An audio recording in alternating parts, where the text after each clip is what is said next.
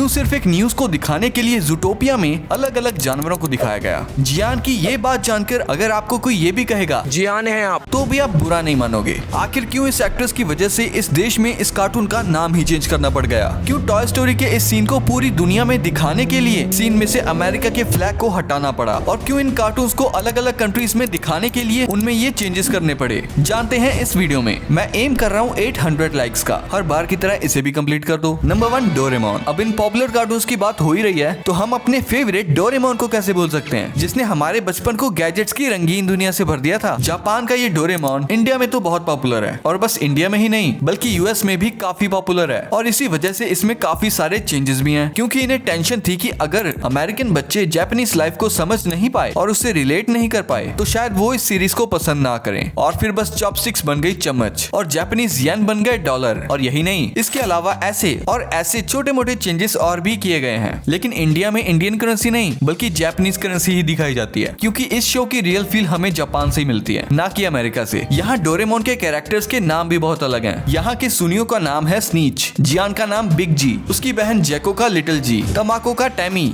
शिवाशी का सुबी और डेकी सुगी का एस। और अगर मैं आपसे पूछूं कि डोरेमोन में वो कौन सा कैरेक्टर है जिसकी आवाज सबसे भयानक है, तो आप में से सारे ही लगभग जियान का नाम लेंगे। पर क्या आपको पता है कि एक्चुअली में हमारा हिंदी वाला जियान बहुत सुरीला गाता है दोस्तों। और ये आप भी कहोगे जब आप हिंदी वाले जियान के गाने का ओरिजिनल जापानीज वर्जन सुनोगे। पहले हिंदी वाले को सुन लो।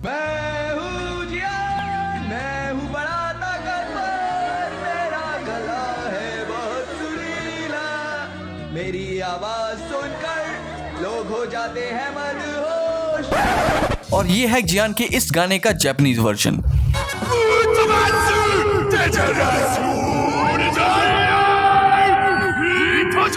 बंद करो हाथ जोड़ के। अब तो आपको मानना ही पड़ेगा कि इंडिया का जियान सच में सुरीला गाता है। Number 2, toy story. Toy story movie के इस सीन में बज लाइटयर देशभक्ति पर स्पीच दे रहा होता है, तो इसके पीछे अमेरिकन फ्लैग को दिखाया जाता है। लेकिन कई देशों में उस अमेरिकन फ्लैग को हटाकर पूरी दुनिया लगा दी गई है। लेकिन क्यों? ऐसा इसलिए किया गया क्योंकि जैसा मैंने बताया, क्योंकि बज लाइटयर देशभक्ति पर स्पीच दे रहा होता है, तो हर देश में अमेरिका का झंडा अच्छा नहीं लगता, और हर देश का अलग अलग झंडा लगाते तो उससे पैसे और टाइम ज्यादा खर्च होता। जिससे बचने के लिए मूवी मेकर्स ने अपने दिमाग की बत्ती जलाई और बैकग्राउंड में पूरी दुनिया को ही लगा दिया, जिससे ना तो हर देश का झंडा लगाना पड़ा और देशभक्ति भी हो गई, क्योंकि दुनिया में ही तो सारे देश आते हैं। और टॉय स्टोरी के टॉप 2 कैरेक्टर्स वुडी और बज आज हमारे बीच ना होते अगर फिल्म डायरेक्टर जॉन लैसेटर के बचपन में उनके पास वुडी जैसा कैस्पर डॉल और बज जैसा जीआई जो डॉल ना होता, और शायद टॉय स्टोरी इतनी पॉपुलर भी ना होती। Number 3, inside out. डिज्नी की 2015 में आई इनसाइड आउट मूवी में राइली के पापा राइली को ब्रोकली खिला रहे होते हैं, जो वो खाने से साफ मना कर देती है और सब फेंक देती है। और इस मूवी में दिखाया गया है कि उसके अंदर के इमोशन उसे ये खाने नहीं देते। लेकिन इसका जापानीज वर्जन देखकर आप भी हैरान हो जाओगे, क्योंकि जापानीज वर्जन में राइली ब्रोकली फेंकते हुए नहीं बल्कि शिमला मिर्च फेंकते हुए दिखेगी। लेकिन क्यों? मैं बताता हूँ। ऐसा करने की वजह है जापान के बच्चे जो यूएस के बच्चों की तरह ब्रोकली को हेट करने की बजाय बड़े मजे से खाते हैं। सो उनके लिए राइली का ब्रोकली को ना खाना उनके समझ के बाहर होता। इसीलिए मेकर्स ने जापानीज वर्जन में ब्रोकली की जगह शिमला मिर्च रख दी, जिससे वहाँ के बच्चे कोसों दूर भागते हैं, कुछ वैसे ही जैसे शिनचैन भागता था। लेकिन मेकर्स ने सिर्फ ये एक सीन नहीं, राइली के पापा के दिमाग में चल रहे सीन को भी बदला था, जो अमेरिका में रिलीज हुई मूवी में आइस हॉकी देख रहे थे और वर्ल्ड वाइड सॉकर, क्योंकि वर्ल्ड वाइड सॉकर भले ही फेमस हो पर अमेरिका में आइस हॉकी फेमस है। और मेरा सवाल ये है कि अगर ऐसा था तो इंडिया में क्रिकेट को क्यों नहीं दिखाया? Number 4, monsters. इमोशन को समझो, बातों में क्या रखा है। यही सोचकर 2015 में आई मॉन्स्टर्स यूनिवर्सिटी मूवी वालों ने इंग्लिश वर्जन में ये और दुनिया भर में ये सीन दिखाया था। पर क्यों? इस सीन में जब ये छिपकली जैसा दिखने वाला जानवर जब कपकेक्स बनाता है तो उस पर बी माई पैल लिखा होता है, जिसका मतलब होता है मेरे दोस्त बन जाओ। तो जो लोग इंग्लिश नहीं समझते उनके लिए समझना बड़ा मुश्किल हो जाता। और अगर इस सीन को हर लैंग्वेज में चेंज करने लगे तो ये कपकेक्स भी कम पड़ जाते और एनिमेशन करने वालों के लिए भी बहुत बड़ी दिक्कत खड़ी हो जाती। तो फिर एनिमेटर्स ने अपने दिमाग को घोड़े से भी तेज दौड़ाया कि क्यों ना इन पर स्माइली बना डालें। And done. उन लोगों ने अपने इस क्रिएटिव आइडिया को मूवी में डाल दिया। और कई बार तो लोगों को चीजें आसानी से समझ आए, इसीलिए मेकर्स शब्दों को सीन में कुछ इसी तरह तरह साइंस या अप मूवी की तरह पिक्चर्स में बदल देते हैं, पर जहाँ इनके पास रास्ता होता है वहाँ ये डायरेक्ट दूसरी लैंग्वेजेस का भी इस्तेमाल करते हैं। जैसे रशिया में टॉय स्टोरी का रशियन नाम, और पूरी मूवी में जहाँ भी इंग्लिश दिखे वहाँ रशियन चिपकाने का काम। Number 5 Pokemon. बचपन में हम सभी के फेवरेट कार्टून्स में से एक पोकेमॉन को तो हम सभी जानते हैं। अब इस एनीमे के इस सीन के बारे में मजेदार फैक्ट ये है कि जब इस सीन को जापान में ब्रॉडकास्ट किया गया था तब ये जो राइस बॉल खाते हैं उसे राइस बॉल ही कहा गया था, लेकिन जब इसी सीन को इंग्लिश में डब किया गया था तो इसी राइस बॉल से सीधा जेली फिल्ड डोनट बता दिया गया था। You look kind of down, Ash. Huh?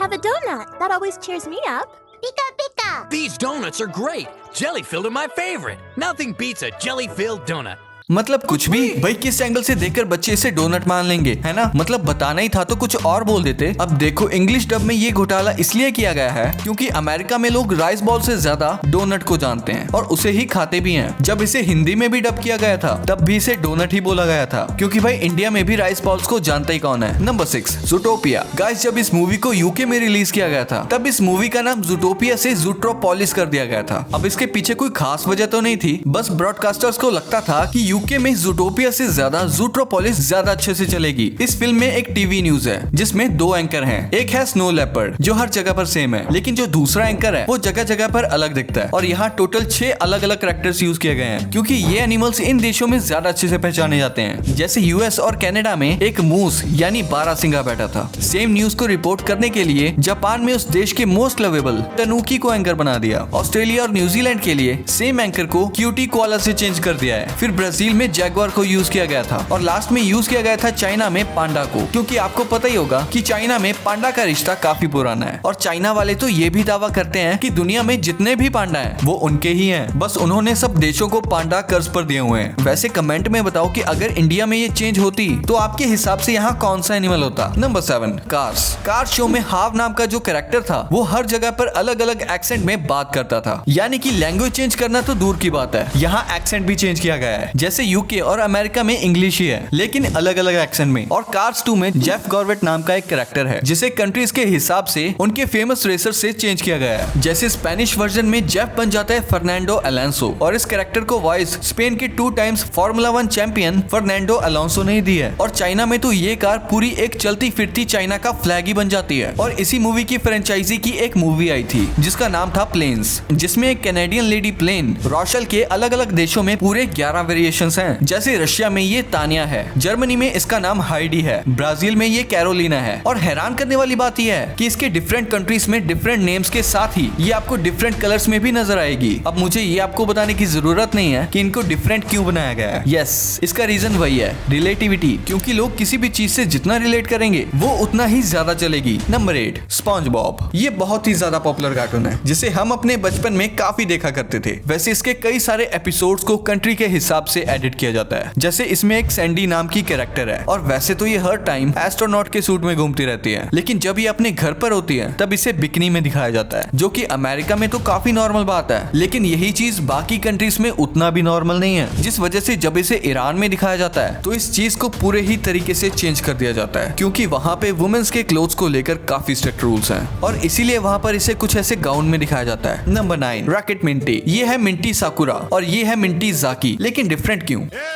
ये चीनी कैसे बन गई तू?